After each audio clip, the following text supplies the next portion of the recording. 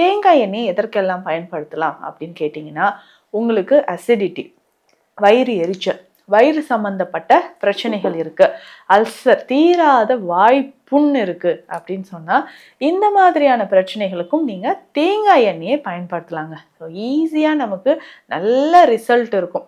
அந்த காது சம்பந்தப்பட்ட வலிகள்லாம் இருக்குன்னா நீங்க தேங்காய் எண்ணெயை பயன்படுத்தலாம். இதுல முக்கியமா இன்னும் ஒரு விஷயம் சொல்றேன். தேங்காய் எண்ணெயோட ஏலக்காய் பொடி சேர்த்துக்கோங்க.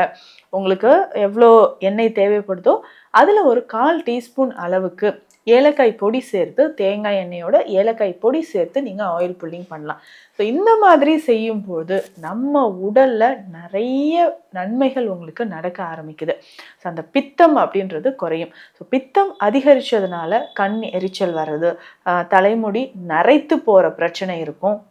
அதே மாதிரி பித்தப்பையில் கற்கள், வயிறு சம்பந்தப்பட்ட பிரச்சனைகள், அஜீர்ணம் சார்ந்த பிரச்சனைகள் இது எல்லாமே ஏற்படுது. ஸோ இது சரியாகிறதுக்கு கட்டாயமாக நீங்கள் தேங்காய் எண்ணெயோட இந்த பொடி சேர்த்து, ஸோ ஏலக்காய், சரிங்களா, ஏலக்காய் பொடி சேர்த்து நீங்கள் பயன்படுத்தலாம்.